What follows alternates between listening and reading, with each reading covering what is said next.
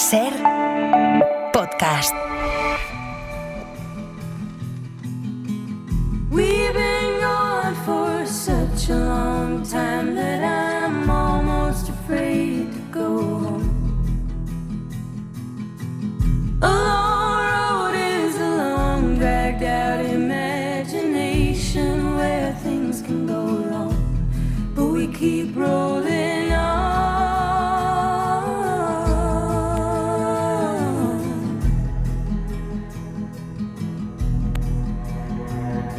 No, doctor, but if I was guessing, I'd say it was just growing pains. And painful as growing is, we can't forget it's hard to get to taking the reins, and we'll all be okay.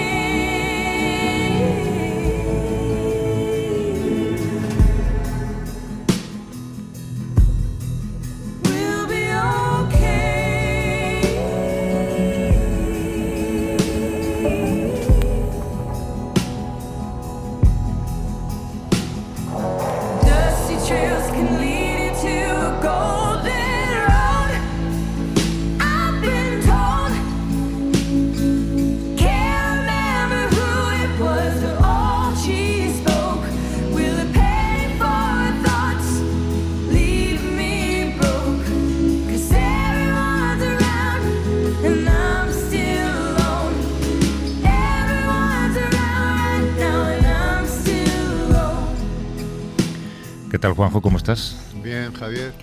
Feria del Libro, a tope. Feria del Libro a tope, sí, ayer estuve por la mañana y por la tarde. Por la mañana estuve con Arzuaga, porque nuestra trilogía, la verdad es que sigue funcionando como una novedad.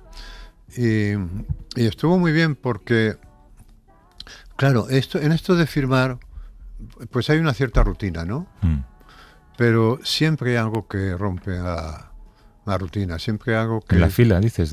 No, en el hecho de firmar, ¿no? Y ayer, por ejemplo, nos ocurrieron varias cosas, pero ocurrió una que fue muy conmovedora, ¿no? Y que rompió la rutina, ¿no? Y es que fue una mujer que era viuda con su hija. El marido había muerto en abril. Y nos dijo que los últimos días del marido, el último mes y tal, su felicidad era leer nuestros libros, la trilogía entera. De verdad, que digan eso. Y que le hizo tan feliz pese a la enfermedad y tal. Y entonces venía a que le dedicáramos al fallecido los libros, los 3 libros. Al fallecido. Y según contaba esto, a su lado estaba la hija, que era una chica joven, de unos 20 y pocos años, y a la chica se me iban saltando las lágrimas de un modo sin ninguna estridencia, ¿no? Como cuando llueve así con suavidad. Y fue tan conmovedor y también tan de repente ver que escribir es una responsabilidad, ¿no? O sea, porque puedes producir tu escritura, no tú. Ahí yo creo que conviene desnegar un poco al autor de la obra, pero ¿qué hay? Porque igual es que a mí, como los libros me han cambiado la vida, y entonces ves estos casos, ¿no? Y fue y ya te digo, eso rompe la rutina y dices, no, yo no estoy aquí, en fin, haciendo una cosa meramente mecánica de tal, sino que... Y luego por la tarde, ya cuando estaba yo firmando mi libro, me ocurrió, siempre, es que de vez en cuando ocurren cosas, ¿no? Algo que me río porque tiene cierta gracia, porque digo yo que es un caso de complejo de Edipo extraordinario. Y es que llega un señor y me dice, fírmame esto, dedícaselo, vamos a ver, dedícaselo a mi mujer, que se llama Mónica. Entonces yo pongo y cuando he puesto una M, me dice, espera, dedícaselo a mi madre, que se llama María. Digo, bueno, entonces me miro y digo, para tu madre, no para tu mujer, ¿no? Sí, para mi madre, digo. tu madre se llamaba Mónica. Digo, no, mi madre se llamaba María. Digo, bueno, pues entonces, para yo ya, de broma, ¿no? Para tu mujer, María. Y dice, no, mi madre, Mónica. Mari ya no sabía si se había casado con su madre y había sido alumbrado por su mujer. Bueno, pues también tuvo que decidir entre una y otra y escogió la madre. Pero claro, yo decía, pero que este hombre está ante un dilema. Ante un dilema edípico clarísimo, ¿no? Sí. Entre es carne de psicoanálisis. No, de psicoanálisis. Fue muy gracioso, ¿no? Oye, pero estoy pensando en lo que contabas antes, también qué gesto más bonito. No creo que nunca te haya pasado antes ni que pase muy a menudo, ¿no? Pedir que dediquen un libro a alguien que nunca te lo va a agradecer, ¿no? Es claro, una simbología tremenda. Porque ella nos sonó extraño, pero ella dijo, pero yo qué sé, a él le gustaría que estos libros estuvieran dedicados en la librería de casa y ya está. Y digo, pues pusiste algo en la dedicatoria sí, alguna referencia al hecho de que no, puse algo, vamos, íntimo así, no para contar, pero sí, pero fue muy la hija silenciosa al lado, ¿no? Se me derramaban lágrimas. Pero fíjate, es que es esto, ¿no? Que un libro llega a tus manos y te cambia la vida. Y nos ha pasado a los que somos lectores eso. Bueno, los que somos lectores nos ha pasado eso. No, que te cambia la vida. Yo creo que es un momento de trascendencia tremenda, el escoger tus últimas lecturas. Claro. O sea, saber que te queda un tiempo limitado y lo escoges leyendo este libro, ¿no? Haber tropezado con él también, porque a lo mejor no escogió, a lo mejor tropezó. Yo entiendo que en esos momentos te dedicas a las relecturas, no a los descubrimientos, ¿no? Él decía que nos reía, que me encantaba lo que contábamos, la relación entre nosotros, lo que aprendía de ciencia. Fue muy común. No, pero ahí te haces consciente también de cuando tú te hiciste lector, ¿no? Y de cuando ya de mayor, porque claro, nosotros ya, o yo que soy tan mayor, tengo una biografía lectora enorme, pero todavía cojo libros que me golpean con un... Mira, ahora estaba pasando por la redacción y he pasado por al lado de una mesa que estaba uno de tus redactores y he visto que tenía un libro de Vivian Gornick. No, perdona. ¿Sabes quién está aquí dentro de un rato? Me lo ha dicho. Y que digo, he dicho, este libro es estupendo, por si acaso me había llegado, lo tenía ahí. Y dice, viene ahora. Digo, pues es que Vivian Gornick es una escritora. Eso tiene una fuerza. Ella no se acordará de mí, pero coincidimos en México, ¿en dónde? ¿En qué ciudad de México coincidimos? ¿En la Feria del Libro? ¿Sí? No fue en Guadalajara, fue en otra ciudad que había un festival. O quizás fue en Guadalajara. Sí. Es simpaticísima, ya te aseguro que vas a tener una entrevista, ¿verdad? Y ella es una escritora de una potencia brutal. Y no he visto pasar, ¿no? Pues yo recuerdo haber leído ese libro y decir, pero qué bárbaro. A mí me gusta mucho, me viene a la memoria también otra escritora norteamericana que me gusta mucho, Nora Ephron. Hombre. Que es maravillosa, que por cierto es una guionista de una película que me encanta, que es cuando Sally encontró a... Cuando Harry encontró a Sally, ¿no? Sí. Que tiene la escena esa famosa de orgasmo en la cafetería. Sí. Y esta mujer, Nora Ephron, es la guionista. Y las asocio de algún modo, porque son neoyorquinas las dos hablan de Nueva York mucho. Sí. Que hay una cosa que nos pasa muy a menudo a nosotros cuando hacemos el programa. Y bueno, perdona, todo el mundo me dice que os de recuerdos, a ti y a Paqui. En la Feria del Libro. Sí. Estaba por la tarde ayer firmando y estaba a mi lado en la librera atendiendo a los que iba y llega una persona y dice, tú eres Paqui, debe pensar que que vamos juntos a todas partes. Cualquier mujer a tu lado es Paqui. Tú di que sí, hombre, di que es Paqui. Que, no, te contaba que hay una cosa que hacemos, y nos pasa incluso cuando preparamos un poco o pensamos en reportajes para vosotros, y es que siempre tienes la duda de si la idea que acabas de tener es una idea brillante o es una idea que ya se ha hecho. Bueno, supongo que eso también pensarían algunos artistas que plagian canciones cuando luego dicen que es el subconsciente el que les ha hecho plagiar esa canción, ¿no?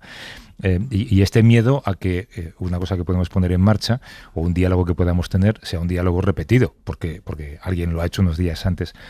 Te cuento esto porque el otro día, en la cena de los idiotes de Hora 25, Manuel Javois planteaba un dilema que era divertido, para mí era un poco angustioso también, porque proyectaba esta sensación de trabajar mucho en algo que luego no sirve para nada, ¿no? Que es la idea de escribir un artículo y antes de que se publique, comprobar que otra persona ha tenido la misma idea que tú. Y resulta que eso le pasó con un artículo tuyo. Bueno, te pasó a ti con un artículo suyo, ¿no? Sí. Yo estaba a punto de enviar al país mi columna de viernes cuando veo en el país una columna de Javois que eran, vamos, los que fueran idénticas, se parecían mucho, pero es que además partían de un hecho que es, en la película, creo que era en Érase una vez América, hay una escena que es brutal, que hay, si la recuerdas, pues hay una panda de gonfos, de niños de barrio que son delincuentes juveniles, muy pequeños. Y un día, huyendo de la policía, a uno de ellos, que es como, así como el más frágil y tal, más bueno, pero muy querido por el resto de la pandilla, le disparan por la espalda a la policía y se cae a suelo, bueno, moribundo. Y entonces se acerca el jefe de la banda a cogerle y tal, y en otro en la cabeza dice, resbalé. Entonces, yo creo que tanto, no me acuerdo, pero tanto Javois como yo contábamos que qué maravillosa es, o sea, ese chico sabe que le han pegado un tiro y no le da importancia a eso. Se disculpa porque ha resbalado, ¿no? O sea, seguramente ha resbalado porque le han pegado un tiro, sí. No ha resbalado y luego le han pegado. Y como metáfora de la vida, como en la vida es un resbalón, y entonces escribíamos los dos, y entonces cuando yo estaba a punto de mandar mi columna país, leí la suya y dije, bueno, se la mandé a Javois, claro, cambié, no escribí en la columna y se la mandé a Javois, que fue muy generoso porque dijo que la mía era mejor. Bueno, esto me recuerda a tu última novela, por cierto, a lo mejor es la que Javois se está metiendo en tu ordenador por las noches, ¿no? No, pero verás, me lo comentaban ahora en la redacción y yo les contaba, o sea, que es raro que estas cosas no ocurran más veces, porque el plagio inconsciente, por ejemplo, claro, cuando uno ha leído tanto, pues de repente ahí se han quedado cosas que de repente pueden surgir a la conciencia creyendo que son nuestras. Y no ocurre, o sea, debería ocurrir todos los días esto, ¿no? Bueno, y yo les contaba una anécdota que es brutal, y es que cuando Amenábar estaba rodando o a punto de empezar a rodar la película de Nosotros, se estrenó la película aquella del niño que veía muertos. El sexto sentido. El sexto sentido, que es lo mismo, que tratan de lo mismo, ¿no? Y entonces el productor, esto me lo contó el productor de Amenábar, el productor le prohibió a Amenábar que viera esa película. Porque claro, si lo hubiera visto, me habría pasado lo mismo que a mí con Javois, no habría rodado. Porque claro, el núcleo es el mismo, que los que se creen que están vivos son los muertos, ¿no? Y el productor le prohibió, yo no sé, aunque no recuerdo si ya estaban en pleno rodaje o estaban, pero el productor le dijo, no, a ver. Luego afortunadamente triunfaron mucho las dos, la de Amenábar también, pero claro, tú te pones en el lugar de Amenábar, ves esa película y no ruedas, claro. Sí, sí. Ha pasado, ahora no me viene a la cabeza, pero ha pasado también con otras películas, ¿no? Que de repente salen dos películas con el mismo tema. Ya me acuerdo, cuando se estrenó la serie Los Soprano, salió una película con Robert De Niro haciendo de mafioso que va al psiquiatra. Y recuerdo que David Chase, el creador de Los Soprano, decía, pues que me ha hundido la serie. Y luego fíjate en qué quedó Los Soprano y en qué poco quedó la película de Robert De Niro, ¿no? Bueno, yo siempre pensé que había sido al revés, que en la película de Robert De Niro había inspirado la serie de Los Sopranos. No, fue una coincidencia. Fueron dos trabajos paralelos. Claro, pues yo pensé, porque en definitiva es esa, son las relaciones de un gángster con su psicoanalista, ¿no? Que es la premisa. Pero yo siempre pensé que como la película de Robert De Niro había tenido tanto éxito y era tan buena, porque esa película era muy buena, habían dicho, pues vamos a hacer una serie con... Bueno, esa película era tan buena que recuerdo que al final hay un tiroteo, no sé qué, y está en psicoanalista, han pillado ahí en tiroteo en medio de tal, y van a disparar a Gaster, y el psicoanalista se pone delante y le dispara a él. Y dice otro, perdona que tropecé, mira, tropecé. Y dice, sí, tropezaste con tu subconsciente. Que por cierto, psicoanalista es Billy Crystal, el mismo del orgasmo en Cuando Harry encontró a Sally. Exacto. Y esta película, El sexto sentido, sabes que hay una broma entre traductores, siempre se hace una lista de las peores traducciones de títulos de películas a diversos idiomas. En España tenemos muchos pecados cometidos, por cierto, pero El sexto sentido, creo que en India fue la peor traducción de la historia del cine. ¿Sabes cómo se tradujo El sexto sentido? ¿Cómo? El muerto era él. O sea, ya contaban... Estropeaba la película. Ya contaban desde el principio. El truco final. Claro, porque es que hay películas que están basadas en el truco final, ¿no? Claro, bueno, en la sorpresa final. Pues los pobres espectadores allí.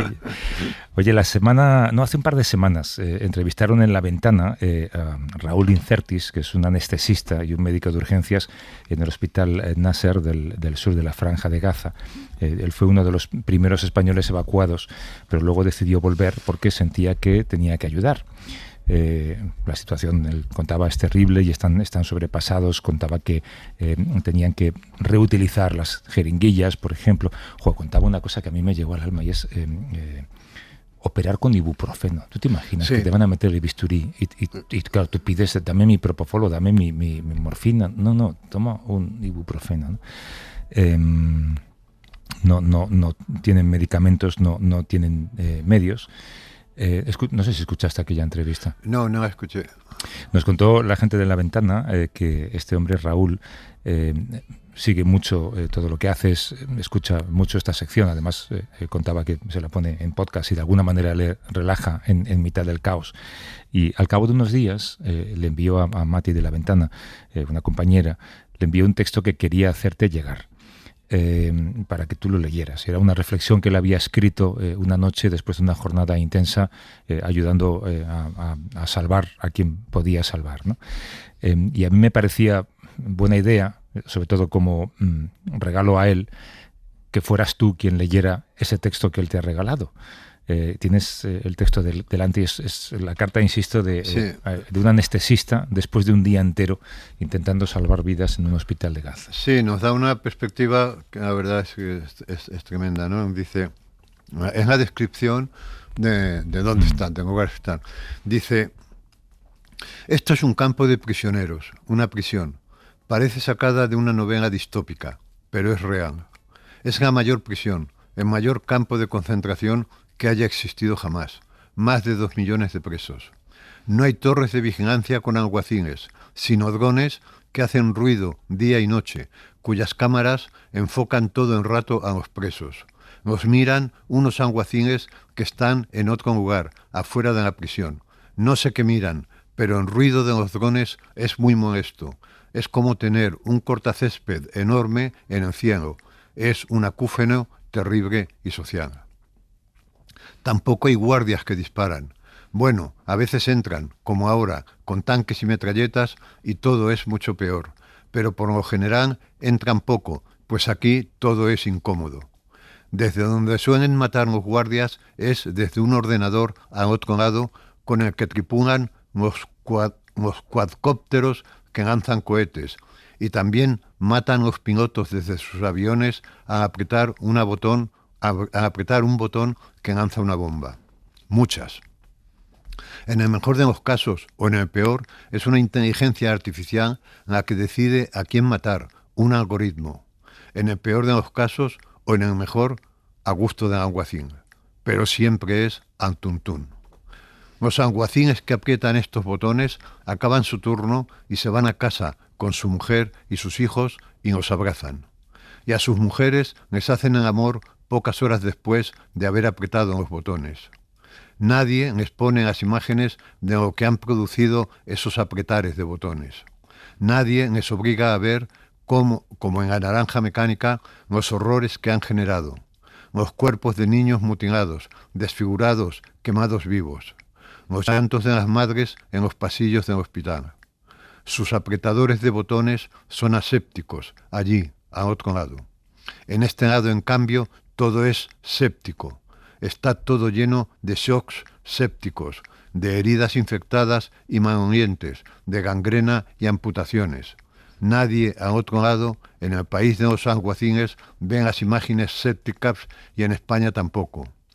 A Ursula von der Leyen y a toda su cohorte de perfumados amigos suyos que les venden armas a los alguacines, nadie les obliga a ver, como en La naranja mecánica, el resultado de sus asépticos cálculos y maquinaciones. Pero el peor de todos, a quien aquí todo el mundo teme, es al alcaide. Inspira tanto miedo que todos marchan con la cabeza agachada, haciéndole caso sin rechistar, pues si no le haces caso, si te dice que te muevas y no te mueves, o que te quedes quieto y te mueves, entonces manda a apretar muchos botones que acaban contigo o con tu familia. Como me pasó a una pediatra que conozco, que perdió a 9 de sus 10 hijos calcinados y decapitados, cuando alguien les dijo a alguien que apretara un botón. O quizá fue un algoritmo. La verdad es que, claro, la imagen que da con el... O sea, tú estás continuamente vigilado por drones y efectivamente es una prisión en la que no hay muros, no hay alguacines, no hay vigilantes, pero es una prisión terrorífica. ¿No ves tú? Estas cosas rompen la rutina que decíamos antes, porque estamos ya en la rutina del horror. Y hace un par de días vi en un telediario una entrevista con un médico en Gaza, que decía, estaba mostrando una niña, decía, a esta niña, una niña de unos 6 años, le hemos amputado una pierna antes de ayer y le tenemos que amputar la otra. ¿Cómo le explicas a una niña de 6 años que le has cortado las piernas?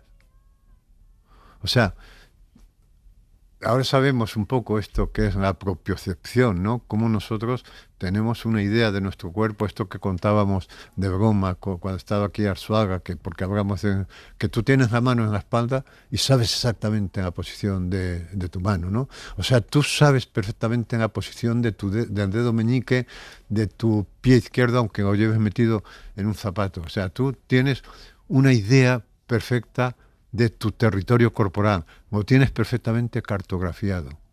Y de repente a esa cartografía le quitas con 6 años 2 piernas. Tantos niños mutilados. Y de repente, claro, el horror se hace presente, porque claro, como estamos acostumbrados ya a que esto que dice, ¿no? Dice, huyan ustedes hacia el sur y en la huida os bombardean. Sí. Es que se nos han acabado las palabras. Sí. Hoy Íñigo Domínguez en su columna del País hace una comparación que te da para pensar. Cuenta que en Roma, en un edificio, hay una placa que conmemora la historia de una familia cuyo padre perdió a 9 de sus 10 hijos, eran judíos, durante el nazismo. ¿No? Y lo compara con esto que acabas de contar tú, ¿no? Con la familia palestina que ha perdido a 9 de sus 10 hijos. Claro. Y claro, piensas ¿por qué no pasa algo? ¿No? ¿Por qué antisemitismo? ¿Pero por qué antisemitismo? O sea, ¿hasta dónde puede llegar ese escudo? Eso ya no sirve, ¿no? Ya no sirve, pero hubo un momento en que a la gente le importaba la reputación. Es decir, al pueblo judío le importaba la reputación, pero del mismo modo que a una empresa le importaba, la reputación ya no importa. Y cuando la reputación se pierde, el mundo se rompe, el mundo está roto. Claro, el mundo se ha roto muchas veces, porque si vemos en la historia de la humanidad, en la historia de un roto en la que se ha ido abriendo paso la cultura, y en la que se ha ido abriendo paso, pues, con dificultad, la bondad, porque hay bondad en este mundo, y hay mucha bondad. Pero hay mucha bondad en un mundo roto, y ahora mismo la percepción que tenemos es que el mundo está roto y está además dirigido por un bárbaro que no hace más que descosidos, ¿no? Y con una impunidad, que no tiene parangón. Y entonces, pero lo más grave es la impotencia de decir, ya, o sea, de vez en cuando es lo que decíamos, se rompe la rutina con una carta como esta de alguien que no está... Porque yo no había imaginado lo que es tener una especie de cortacésped encima todo el día, drones que te están mirando, que te están observando, que en cualquier momento... Pues no solo esto, es que además la comparación, me gusta mucho cómo hace esas comparaciones casi médicas, juega entre aséptico y séptico como un shock, y también con el término acúfeno. El otro día, de hecho, hablábamos con un traductor palestino que está allí en la Franja de Gaza, que nos dejó una nota de audio, y la nota de audio de repente se oye ese sonido que es terrorífico, y te imaginas convivir con ese sonido todo el día. Y él decía, esto es día y noche, tenemos a los drones, y sabemos que esos drones en cualquier momento pueden explotar, porque no son drones, son armas. Son armas, sí. Sí, y que de repente destruyen un hospital, y dice, oye, pero ¿por qué ha destruido un hospital? ¿Y ante qué tribunal tiene usted que rendir cuentas por haber hecho esto, ¿no? Entonces, pues eso, nos ha tocado vivir un momento, ya digo, que el momento... Que el mundo ha estado roto, porque yo también intento imaginar muchas veces, en la vida, mi padre conoció una guerra mundial y la guerra española, ¿no? Y si vas a la historia, pues... Y es en medio de la rotura donde se va abriendo paso a la bondad. Y ahí estamos intentando que la bondad se abra paso... Se lo cuenta Vivian Gornick, que es de origen judío, bueno, es judía. Sí. En un artículo en el New Yorker hace años hablaba de una visita a Israel para intentar entender sus raíces y su pasado y descubrir un lugar que está plagado de fanatismo. Y es un fanatismo que a ella se le pretendía imponer y ella no aceptaba. Y se marchó a Nueva York, pues completamente desorientada, porque había perdido un poco la imagen de ese paraíso que le correspondía, que es el paraíso de la tierra prometida, ¿no? Y claro, en aras de ese fanatismo tú puedes defender una postura, pero ¿cómo se la explicas al mundo? Se la puedes defender ante los tuyos, igual te van a creer, pero explícamela a mí, que estoy fuera y te estoy diciendo que esto es un atentado contra los derechos humanos. La impunidad, hemos hablado de ella antes con Marc, ¿no? En el ámbito de los jueces de México. Yo creo que la impunidad es uno de los grandes términos del siglo XXI. Y si te fijas en todo lo que está pasando, en cómo actúa Trump, en cómo actúa Musk, en cómo actúa Netanyahu, hay un concepto, y es el de saberse impunes. Sí, luego está esto que decías tú de la coartada del antisemitismo. Enseguida, si ellos supieran, o que gente como yo y como tanta, admiramos la cultura judía, si ellos supieran con la pasión que hemos leído y que leemos a los autores judíos, la cultura judía es una cultura de una magnitud. El humor judío. Brutal. Que forma parte de la cultura, ¿no? Pero utilizan esta coartada que no les sirve. Porque ¿cómo? O sea, ¿qué coartada vas a tener? O sea, cuando este hombre se acuesta, Netanyahu, no piensa como en los niños, en los bebés, en la cantidad de brazos y piernas amputados, como un almacén de estos de muñecos rotos de un rastro, donde las piernas de las muñecas están por un lado, las cabezas por otro. Me ha gustado lo que decía el anestesista, de hecho, ¿no? Luego Netanyahu llegará a su casa por las noches y hará el amor a su mujer, decía él, ¿no? Los que aprietan botones, luego nunca pensarán en esto cuando llegan a su casa a cenar. Ya, esto es una cosa que a gente ingenua como nosotros nos sorprende, ¿no? Joder, porque tú cometes una mezquindad, y cometemos muchas mezquindades, pero joder, por la noche estás en la cama y estás diciendo, ya has cometido una mezquindad, ¿no? Pero haber bombardeado un hospital, es que claro, es una barbaridad, a conciencia de que has bombardeado porque antes decían, esto es un efecto colateral. Cuando los americanos bombardeaban en Vietnam, o yo qué sé, a población civil, pues todavía tenían miedo de su reputación y entonces nombraban como errores, efectos colaterales. Íbamos a bombardear unas instalaciones militares y en efecto colateral es que se ha caído. No, ahora vamos directamente al hospital, no pasa nada. Yo conocí durante mucho tiempo, de hecho, y nos hicimos amigos, porque era tío de una de mis mejores amigas en Estados Unidos, al delegado de Estados Unidos en la Corte Penal Internacional durante muchos años, se llamaba Tom Burgenthal. Él, de hecho, fue el encargado de juzgar todos los crímenes de guerra durante la guerra de la antigua Yugoslavia. Y yo recuerdo que yo siempre que le preguntaba, ¿y tú cuando tienes que aplicar justicia, qué es la justicia? ¿Sabes lo que hacía? Se levantaba la manga de la camisa y me enseñaba el tatuaje con el número con el que fue ingresado en Auschwitz. Y me decía, la justicia es que esto no vuelva a pasar. Y esto es lo que está pasando. Esto está pasando. Esto es lo que está pasando. Oye, la semana pasada, por seguir en esta espiral de depresión en la que nos estamos metiendo, hablábamos en este estudio de una información que había publicado El País sobre algo a lo que volvemos, que es cómo aumenta la desigualdad. Y esa información exponía las diferencias salariales entre directivos y trabajadores, que en algunos casos, como el de Prosegur, eran especialmente insultantes, ¿no? Era la empresa en la que había más diferencia entre los ejecutivos y sus bonos y sus sueldos y los trabajadores, que tenían un salario medio de unos 14.000 euros anuales aproximadamente. Y hablábamos, claro, que esos ejecutivos son premiados con mucho dinero por pagar poco dinero a los trabajadores. Sí. Supongo que su misión es esa, ¿no? Son capataces en el sentido más antiguo del término, ¿no? Claro. Y decíamos, claro, es que no hay cómo solucionar esto. Este es el neoliberalismo, este es el capitalismo que cabalga libre por el mundo desde hace ya bastante tiempo.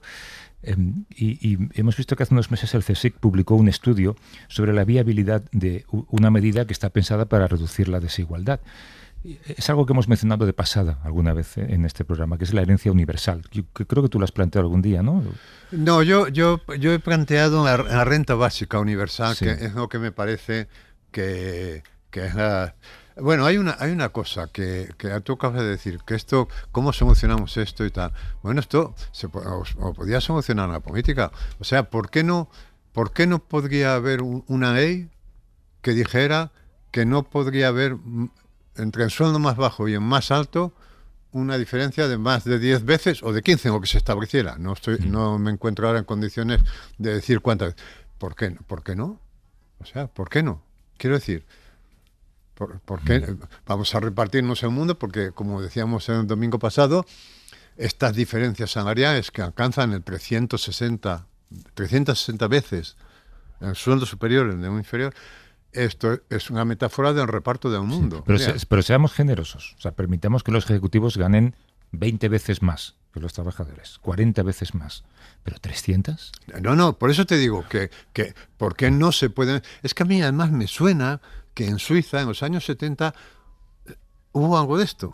Me suena que yo haber leído en aquellos años, bien que eran años de los... mira, acabo de ver la película de Bob Dylan, ¿no? Uh-huh. Y he visto con emoción el concierto de que cantan Los tiempos están cambiando. Claro, era un momento de mucha ilusión, porque efectivamente los tiempos estaban cambiando, ahora están descambiando los tiempos, ¿no? Woodstock. Y entonces creo recordar que en Suiza se llegó a establecer por ley que no el que más ganaba no podía ganar más de X veces o de que menos ganaba. Pero esto es una medida política. Es decir, ¿por qué no se puede tomar esta medida política? ¿Por qué no se puede tomar?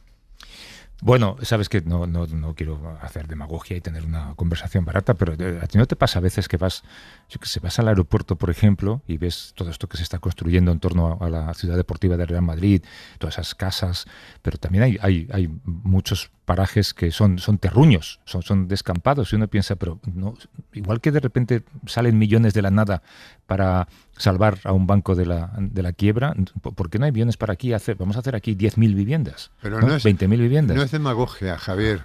Yo estuve en Japón a año del tsunami. Muchas poblaciones quedaron arrasadas y tal.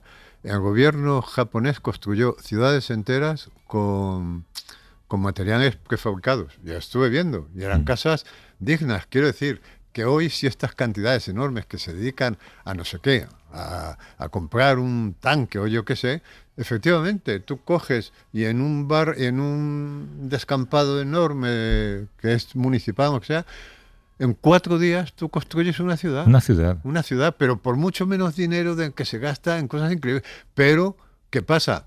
Que no te lo permiten los poderes financieros, porque llegan los fondos de inversión y dicen, no, usted que me baja usted el valor de la vivienda. Porque me baja usted el valor de la vivienda, porque es que lo de los fondos de inversión comprando edificios y barrios enteros es tremendo, pero no comprando. Es que Ana Botella, hay que recordar siempre, que les regaló a los fondos de inversión, a sus amigos, no sé cuántos miles de viviendas. Y digo que se han arreglado porque se nació a un precio de mercado a un precio muy inferior al de mercado, con el que han hecho negocio luego. Hablaba de ese estudio del CSIC. El estudio concluía que dependiendo de la cantidad y con una financiación mediante impuestos a la riqueza, una iniciativa como herencia universal podría reducir sustancialmente la desigualdad. Hay que recordar que en las últimas elecciones fue una de las propuestas de Sumar, una herencia. Ellos proponían una herencia universal de 20.000 euros. Esa propuesta había estado previamente en un estudio de 2021 que se llamaba España 2050. De esto han hablado todos los grandes economistas del mundo. No lo sé, si un sueldo, ¿cómo lo llamas tú? No, ¿cómo se llama? La renta básica. Sí, yo creo que yo estoy más partidario de la renta básica que sería una especie de sueldo mensual que te ayude a sobrevivir mes a mes. Es decir, que todo el ser humano, por el hecho de nacer, tiene derecho a unos mínimos. Y además es universal. Luego, cuando se hace la declaración de Hacienda, pues uno paga más o menos, pero uno debería tener un salario que le garantizara. La herencia universal es un concepto más complejo porque si a alguien le das 20.000 euros cuando cumple 18 años para que arranque su vida, pues claro, como...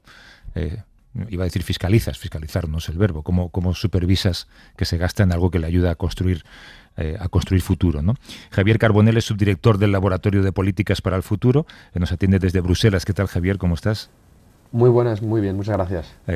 Tú estás a favor, ¿no?, de la herencia universal. ¿Te parece una buena propuesta? A mí me parece una buena propuesta, además no me parece en ningún caso contradictoria con la renta básica universal.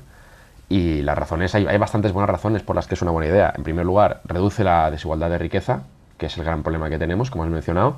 Ayuda a los jóvenes, que recordemos que en España solo el 15% de los menores de 30 años es económicamente independiente de sus padres, y además ayudaría al crecimiento económico. Estaríamos hablando de muchísimo dinero que está dedicado al consumo, a innovar, a explotar el talento de las personas y a permitirles la libertad de hacer que cada uno haga lo que quiera. Julen Bollain es economista, es profesor, es investigador de la Universidad de Mondragón. Nos habla desde Eibar. ¿Qué tal, Julen? ¿Cómo estás? Caixo, ¿qué tal? Tú, la herencia universal, digamos que no es tu medida favorita, ¿no?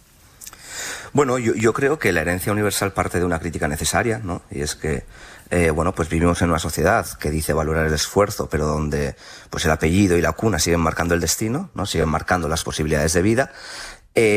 Y por eso entiendo que redistribuir parte de ese capital, de esa herencia, siempre va a ser una propuesta valiente y necesaria, ¿no? Pero yo entiendo que la herencia universal, si bien es cierto que puede suponer un punto de partida más justo, también tiene límites claros, ¿no? Y es que ese capital inicial, de alguna forma, no garantiza una seguridad vital ni cubre, yo qué sé, pues vulnerabilidades crónicas que atraviesan también muchas trayectorias de vida, ¿no? Por eso entiendo en este caso, como Juan José Millás, que la renta básica incondicional es una medida más estructural, por así decirlo, ¿no?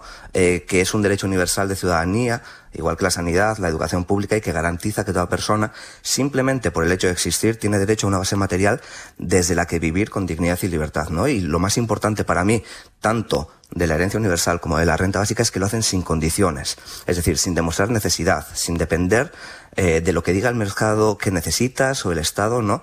Y la condicionalidad, yo creo, de los subsidios condicionados, al final exigen demostrar pobreza, cumplir requisitos, soportar burocracia, ¿no?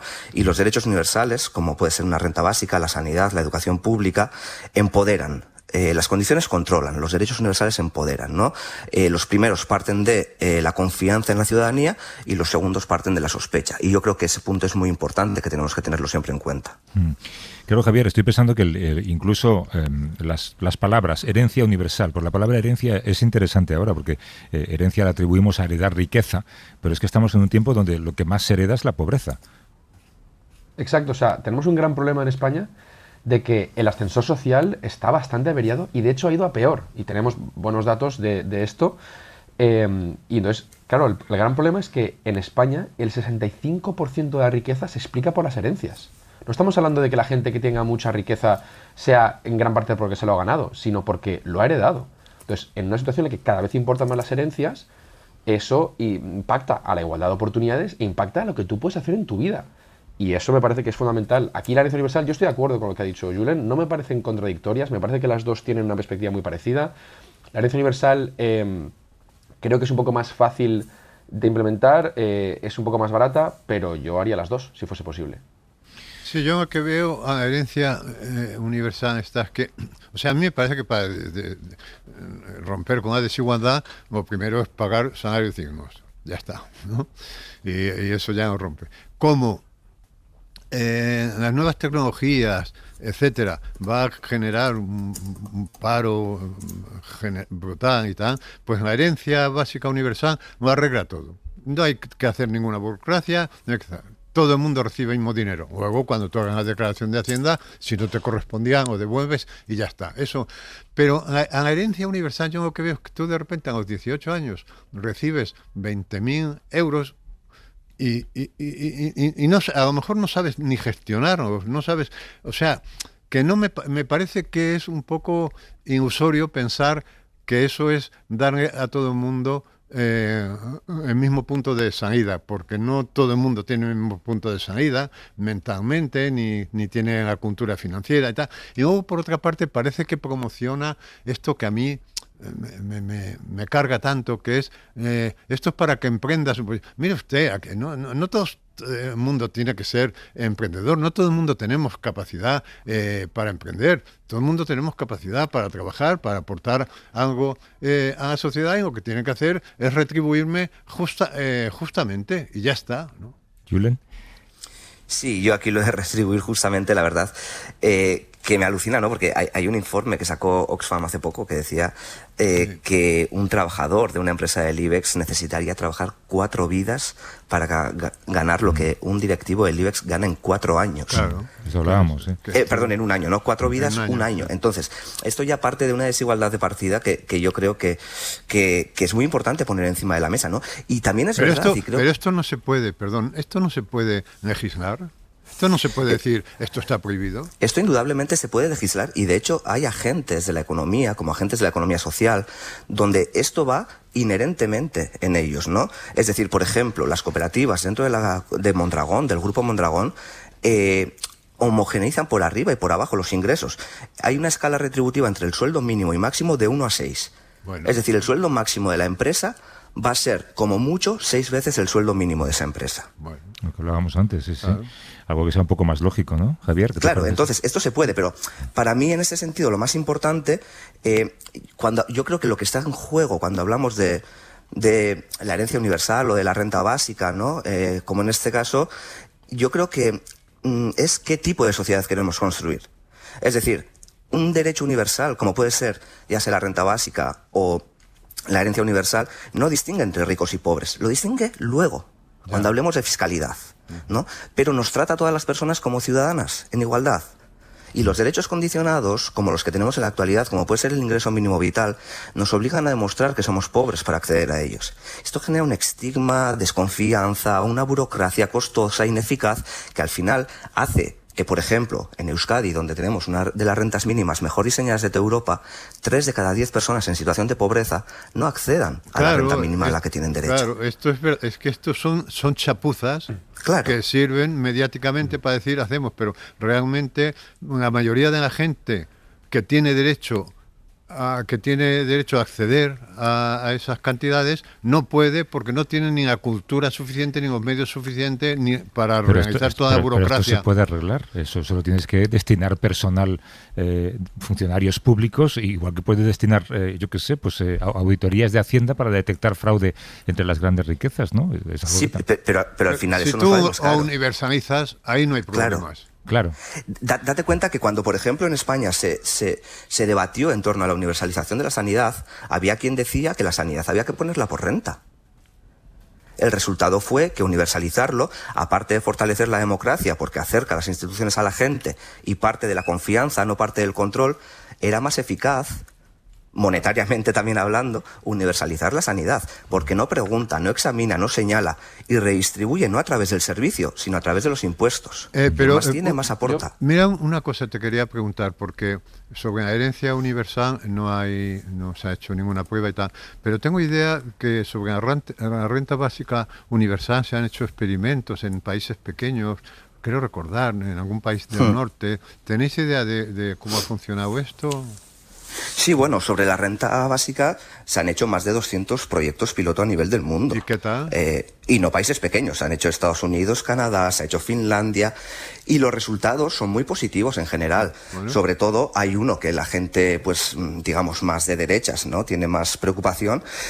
Y es si la renta básica haría que la gente dejase de trabajar remuneradamente. Bueno, pues el proyecto de Finlandia, por ejemplo, que lo llevó adelante un gobierno de centro derecha, el objetivo básicamente era ver eso, ¿no? En economía se le llama la trampa de la pobreza. Bueno, el resultado fue que con la renta básica la gente se activaba más laboralmente que con un ingreso mínimo. ¿Por qué? Pues porque los ingresos mínimos, como el ingreso mínimo vital, no es compatible con percibir una renta de trabajo. Entonces, cuando a ti te ofrecen un empleo, si estás cobrando una renta mínima, tú tienes que poner encima de la balanza si te compensa aceptarlo o no. Con la renta básica, con un derecho universal como la renta básica, no pasa eso, porque no discrimina entre personas. ¿No? Pero luego, sobre todo, muchísimos resultados positivos en torno a la salud mental, a la mejora cognitiva, etcétera, etcétera. ¿Por qué? Pues porque al final, gran parte de nuestros problemas vienen derivados de esa ansiedad, de esa inseguridad económica que tenemos en la actualidad. Javier. Sí, o sea, estoy bastante de acuerdo con todo lo que se ha dicho, pero me gustaría responder un par de cosas. El tema de la redistribución de los salarios dignos, totalmente de acuerdo, pero es que el gran problema que tenemos en la desigualdad, y sobre todo en España, es la desigualdad de riqueza, no la de renta. Es decir, en España el 10% más rico de renta tiene el 30% de todos los ingresos, pero es que tiene el 60% de toda la riqueza. Entonces, incluso aunque tú ofrezcas salarios dignos, claro, es decir, el problema que tenemos actualmente es que se gana más dinero teniendo dinero que trabajando. Entonces, la herencia universal ataca sobre todo a este elemento de la riqueza. 2, a mí sí que me parece que hay un cierto elemento positivo en este discurso de emprendedores o de que precisamente la herencia universal incentiva el trabajo y ayudaría al crecimiento económico y pondría utilidad a todo este capital. Y eso es porque para mí es una política que cumple objetivos de la izquierda, redistribución de la riqueza, ayuda a los jóvenes, y al mismo tiempo cumple objetivos de la derecha, crecimiento económico, poner a la gente a trabajar y permitirle a la gente libertad para dedicarse a lo que quieran. Es decir, hay que pensar también en la aceptabilidad política de esta propuesta a nivel social de toda la sociedad. Es una política que te puede comprar gente de derechas y gente de izquierdas, y eso me parece que es algo positivo porque hace que la política dure más tiempo y tenga más aceptación social. Y por último, el tema de cómo se fiscaliza. Claro, me parece una cosa súper importante. La herencia universal no es un dinero para que te gastes en lo que quieras. No es para chuches, no es para comprarte una moto. Es un dinero que se gasta solo para un proyecto social, cultural, empresarial, lo que sea. Pero es un dinero que tiene que ser útil a nivel social. Y la manera de fiscalizar eso es relativamente sencilla, que tú simplemente presentas un proyecto y hay una pequeña agencia que simplemente te aprueba que ese dinero no está gastándose en algo personal. Y ya está. Ya está. Ese es el único criterio que hay. Entonces, es una forma relativamente sencilla, pero que es un dinero útil para a nivel social. Pero si a ti te dijeran, oye, no se puede más que una de las dos cosas, o en la herencia o en la renta básica, elige. Bueno, claro, es que si me dijeran que solo se puede una de las dos cosas, yo a lo mejor te diría vivienda pública para todos y cargar el mercado de la vivienda, si me permite, si pudiera elegir. Entonces, no me parece... O sea, yo evitaría este tipo de contradicción entre una o la otra. Si me preguntas, yo digo sí, las dos. Y creo que ayudaría a que las dos se produzcan. La herencia universal es un poco más modesta, creo que es más fácil o más sencillo de aplicar, pero es que creo que las dos atacan problemas distintos. Una es la desigualdad de renta y otra la desigualdad de riqueza. Y es que el problema es grande lo tenemos en la segunda. Javier Carbonell es subdirector del Laboratorio de Políticas para el Futuro. Y Julen Boyain es economista, es profesor y es investigador de la Universidad de Mondragón. Javier y Julen, gracias por compartir estas reflexiones. Cuidaos mucho, un abrazo. Muchísimas gracias. Hasta luego. Oye, hay una frase que ha dicho Javier que me ha llegado al alma. Esto de se gana más dinero teniendo dinero que trabajando. Sabes que esta semana Barack Obama ha dicho que la gran cuestión que va a decidir quién gana o pierde elecciones dentro de un par de años o 3 años es algo de lo que ahora apenas todavía no se habla. Pero según él va a cambiar el mundo y lo va a hacer todavía peor. Es lo que se llama en inglés el AI job killing. Los trabajos con los que va a acabar la inteligencia artificial, la ola de desempleo, el tsunami de desempleo brutal, que está a punto de llegar. De ahí la necesidad de la renta básica universal. Luego vas a la Feria del Libro, igual me acerco. Sí, pues nos veremos. Venga, hasta luego. Hasta luego.